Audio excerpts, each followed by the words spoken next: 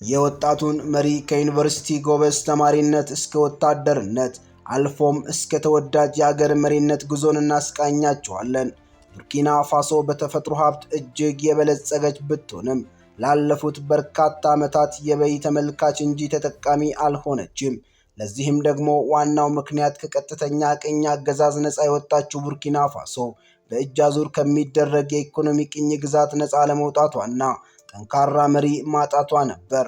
የሆነ ሆኖ የፈረንሳይንና የሌሎች ሀገራትን የማይሞላ ጎተራ መሙላት የሰለቸው የቡርኪና ፋሶ ህዝብና መሬት የራሱን ጎተራ ለመሙላት የሚያስችል መሪ ያገኘ ይመስላል።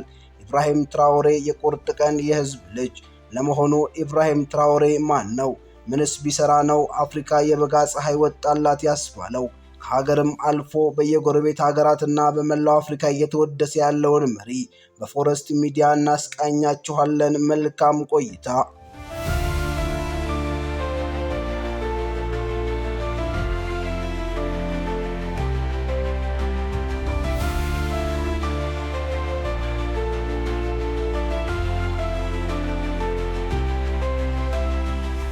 ሰላም ጤና ይስጥልን ውድ የፎረስት ሚዲያ ቤተሰቦች፣ ለዛሬም አንድ የትንታኔ መረጃ ይዘንላችሁ ቀርበናል። የቻናሉ ቤተሰብ ከሆኑ ይህንን ቪዲዮ ላይክ እና ሼር በማድረግ ለብዙዎች እንዲደርስ ያድርጉ። ለቻናሉ አዲስ ከሆኑ ሰብስክራይብ በማድረግ የፎረስት ሚዲያ ቋሚ ቤተሰብ ይሁኑ። ኢብራሂም ትራኦሬ በማዕረግ የተመረቀበትን ዲግሪ ስራ ማፈላለጊያ አላደረገውም። ጀግንነትና ጥንካሬን የሚማርበትን ወታደራዊ አገልግሎት ተቀላቀለ። የጦር አዛዥ ሆኖ በተመረጠ በአመቱ መፈንቅለ መንግስት አድርጎ ወደ ስልጣን የመጣው ኢብራሂም ትራኦሬ የመሪ ያለ ለምትለው ቡርኪና ፋሶ የበረሃ ምንጭ ሆኖ ቤተ መንግስት ገባ። በአፍሪካ ባልተለመደ መልኩ ኢብራሂም ትራኦሬ በቡርኪና ፋሶ ተአምራዊ ለውጦችን ማምጣት ጀመረ። ውድ መኪናዎችን በማምጣት ከመዝናናት ይልቅ የመኪና ማምረቻዎችን ያስመርቃል። ስንዴ ለመለመን የእርዳታ እጁን ወደ አሜሪካና አውሮፓ ከመዘርጋት ይልቅ የሀገሩን ግብርና በማዘመን ምርታማነት ላይ መስራት ጀመረ። ወርቅ እንዳፈር እየተንዛቀ ወደ አውሮፓና ሌሎች ሀገራት ከመላክ ይልቅ የወርቅ ማቀነባበሪያና ማምረቻ ፋብሪካን ከፈተ። እርዳታ የቅኝ መግዣ ሌላ የአውሮፓውያንና የአሜሪካ መሳሪያ መሆኑን የተረዳው ትራኦሬ እርዳታ አያስፈልገንም እኛ ለኛ እንበቃለን ሲል ለእጅ አዙር የቅኝ ገዢ ሀገራት ጆሮን ጭው የሚያደርግ ዜና አስደመጠ። በሌላ በኩል ደግሞ ዶላርና ዩሮ እያበደሩ መልሰው የጦር መሳሪያ በመሸጥ የአፍሪካን ህልም ለሚያጨልሙ ሀገራት ሀገሬ ዕዳ የለባትም ከእንግዲህም ብድር አያስፈልጋትም ሲል ቁርጥ አቋሙን ገለጸ።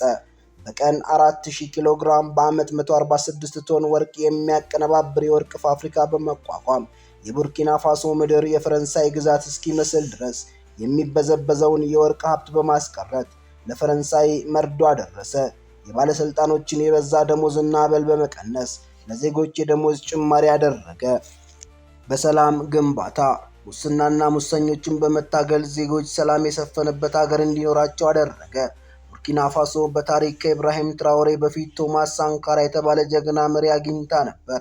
ይሁንና ቶማስ ሳንካራ በፍጥነት በርቶ በፍጥነት የጠፋ ተወዳጅ የህዝብ መሪ ነበር። አሁን ኢብራሂም ትራኦሬ የጀመራቸውን የስኬት መንገዶች ቀድሞ የጀመረው ቶማስ ሳንካራ ስልጣን ላይ ብዙም ሳይቆይ በፖለቲካ ሴራ ተገድሏል። አሁንም የጥቅም መቋረጥ ረፍት የነሳት ፈረንሳይ በኢብራሂም ትራኦሬ ላይ የሴራ ግድያ ከማድረግ ወደ ኋላ እንደማትል በርካታ የሴራ ፖለቲካ ተንታኞች እየተናገሩ ቢሆንም ኢብራሂም ትራኦሬ ግን ከቶማስ ሳንካራ የየዋህነት መንገድ ብዙ ተምሮ በርካታ ነገሮችን ያሻሻለ ይመስላል።